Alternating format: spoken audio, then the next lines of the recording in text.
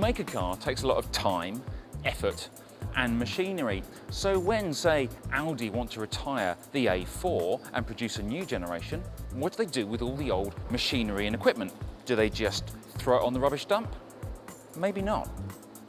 This is the new Seat Exeo, and under this sleek styled skin is basically a previous generation Audi A4, but with a dash of Seat's sporty personality. It's no bad thing because the A4 was a comfortable, good to drive and reliable car. It's been given a good going over by Seat, so it's a little less Germanic and a little more Spanish. There's two 2-litre turbo diesel engines to choose from, one with 143 brake horsepower and one with 170. There's only one petrol option, however, and that's a 2-litre TSI engine with 200 brake horsepower. Trim levels start at S, going through SE to Sport, and finally SE Lux. Prices start from £17,740 on the road. Now, we've already driven the Exeo Saloon, but now for the toughest test of all, the whatcar.com reader testing. Let's see what they think.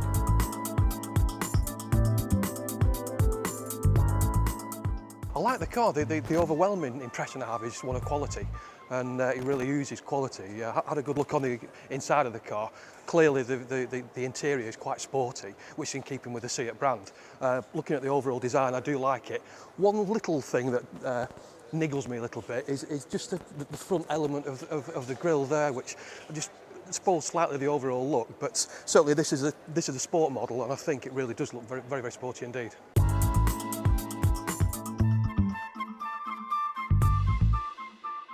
I do like the shape of it. I think it's sufficiently not like an Audi that you wouldn't confuse the two. It's nice, you can see it's a Seat by the backlights and the front lights, the grille styling.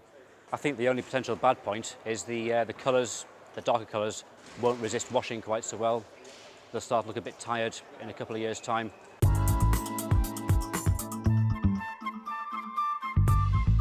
What I enjoy about this is you've got plenty of space in the car. I think we have got a large boot here. However, I have a lot of sports kit, and I would struggle to fit it in this sort of size aperture, and so I would have to access it from the back seats. It's got a good driving position. I enjoy sitting in that front seat and driving from there. However, being 6'4", someone would struggle to sit behind me, so I think there's not enough space for 4 6-footers in this car.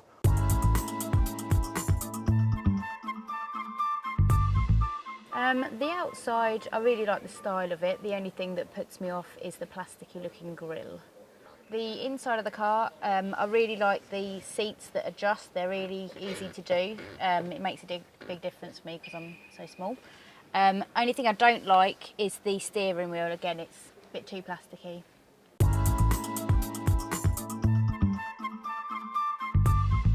Well, as a Cooper R driver, I notice all the small details. I'm not impressed with the wheels. I think they could have made a little bit more effort design-wise. The exhaust pipe as well seems like it's been thrown on. They could have put a chrome trim in there just to make it a bit more interesting. I love the size of the boot. It's twice the size of the Leon in a car that isn't actually that much bigger. I'm very impressed with it.